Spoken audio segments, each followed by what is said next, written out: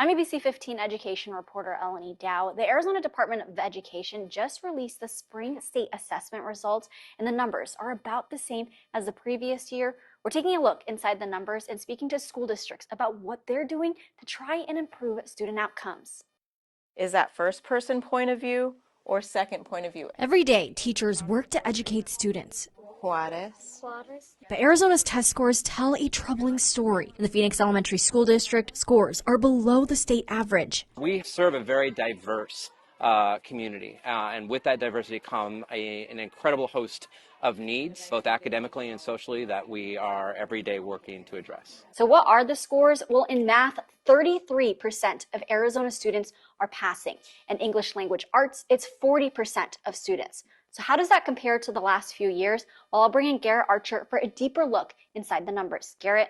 Thanks, Eleni. Some minor improvements here and there in the assessment results, but the COVID-19 pandemic still looms large. Let's take a look. Students are tested in math and English language arts. This past school year, 40% of students passed their ELA assessments and a 33% pass rate for math. So how does that compare to the 2023-24 school year? Well, it's a little better. No change in the pass rates for ELA, but a 1 percentage point improvement in math. We will take what we can get, but a long way to go in the long-term trends. Before the COVID-19 pandemic, Arizona students were making steady progress on their assessment pass rates. There were no assessments in 2020, and when kids were tested again in 2021, the pass rate for ELA fell 4 points and a huge 9-point decline in math. Since 2021, both ELA and math have improved 2 points. Eleni? Thanks, Garrett. So what are school districts doing to improve student outcomes?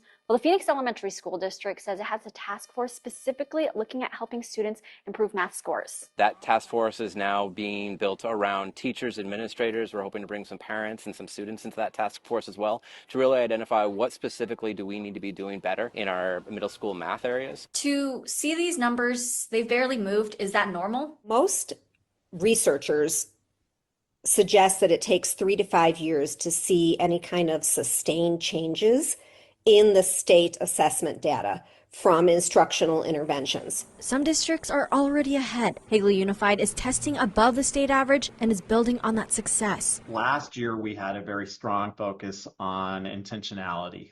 The idea was, let's really be intentional about what materials we're using with kids to ensure that they are appropriately aligned to what we want kids to know and be able to do on a daily basis. While test scores are only one measure, educators say they don't tell the whole story. One assessment of many, but what we try and emphasize with all of our schools, it's like a portfolio. You don't want to judge any one child by how they do on one test. We don't want to judge any one school by how they do just on this one test. There's so many different things that our schools do every single day for these kids. I'm Eleni Dow, ABC 15, Arizona.